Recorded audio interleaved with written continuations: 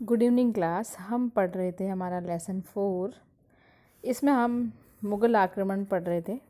मुग़ल आक्रमण में सबसे पहला टॉपिक आपको सांगा दिया हुआ है। हमने अभी तक महाराणा सांगा और गुजरात का संघर्ष पढ़ा। आज हम पढ़ेंगे दिल्ली सल्तनत के साथ संघर्ष और मालवा के साथ संघर्ष, संबंध कैसे थे। इस समय जब दिल्ली का जो शासक था, जब सांगा शासक बन रखा था मेवाड़ का, उस समय सिकंदर लोदी दिल्ली का शासक था और इसने भी प्रयास किए थे बहुत सारे। इसी को हम देखेंगे कि दिल्ली के जो अधीनस्थ इलाके थे उन पर अधिकार था सिकंदर लोदी का, लेकिन वो एक निर्बल शासक था। राज्य महाराणा के साथ संघर्ष के लिए तैयार नहीं था वो। लेकिन सिकंदर लोदी का जो उत्तराधिकारी था इब्राहिम लोदी, उसने प्रयास किया कि मेवाड़ पर आक्रमण किया जाए। सबसे पहले उसने 1517 में खातौली नामक, जो कि आज वर्तमान में कोटा में स्थित है, इस स्थान पर इन दोनों का युद्ध होता है 1517 में। इसे खातौली का युद्ध कहते हैं।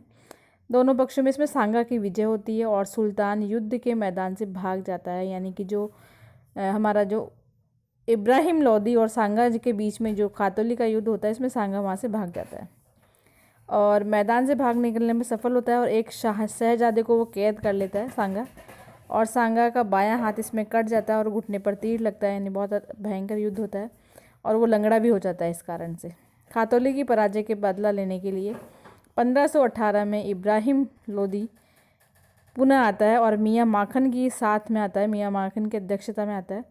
और ये जो सेना है वो बहुत बड़ी होती है और सांगा ने बाड़ी यानी धौलपुर नामक स्थान पर दोनों के बीच युद्ध होता है और पुनः इब्राहिम लोदी पराजित हो जाता है।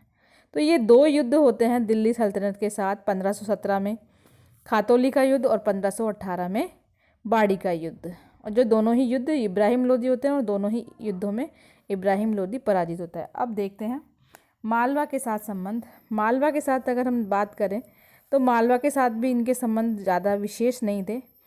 एक मेदिनी राय नामक एक हिंदू सामंत था, जो मालवा का जो अपदस्थ यानी हटाया हुआ जो शासक था महमूद खिलजी द्वितीय, इसको पुनः शासक बना देता है। तो मेदिनी राय से वो प्रसन्न हो जाता है और उसको अपना प्रधानमंत्री बना लेता है महमूद खिलजी द्वितीय, जो मालवा का शासक होता है। अब जब मेदिनी राय जो है वो प्रधानमंत्री बन जाता है तो अन्य जो मुस्लिम अमीर थे वो उसकी शक्ति से ईर्ष्या करते हैं और राजा को, सुल्तान को बरगलाते हैं, यानी उसको भड़काते हैं मेदिनी राय।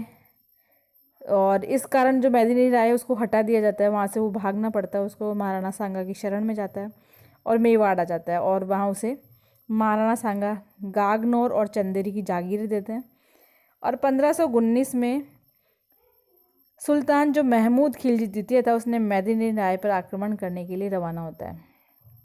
इस खबर को लगते ही सांगा भी एक बड़ी सेना लेकर आता है और गागनौर पहुंच जाता है। ये गागनौर का युद्ध कहलाता है, जो कि 1519 में हुआ है।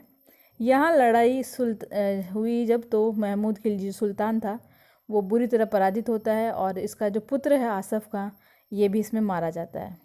सांगा इस सुल्तान को यानी महमूद खिलजी द्वितीय, जो कि मालवा का शासक था, उसको लेकर के चित्तौड़ आ जाता है और 3 माह तक कैद रखता है। एक दिन ये घटनाक्रम है, इसमें घटना बताई गई है कि एक दिन महाराणा सांगा सुल्तान को एक गुलदस्ता देने लगा। इस पर उसने कहा कि किसी चीज़ को देने के 2 तरीके हैं। एक तो अपना हाथ ऊंचा करके अपने से छोटे को देना चाहिए, या अपना हाथ नीचा करके किसी बड़े को देना चाहिए। और मैं आपका कैदी हूँ, यहाँ नज़र तो आपको सामने देखने का तो सवाल ही नहीं है। भिखारी की तरह केवल गुलदस्ता परोसना भी मुझे अच्छा नहीं लग रहा है। तो इस पर जो महाराणा सांगा है वो महमूद खिलजी द्वितीय, जो कि मालवा का शासक है, उससे प्रसन्न हो जाता है और उसको अपना वापस मालवा का जो आधा राज्य है वो लौटा देता है और उसका चिन्ह स्वरूप रत्न जड़ित मुकुट और सोने की जो कमर पेटी है वो महमूद खिलजी स्वयं महाराणा को उपहार स्वरूप में दे देता है।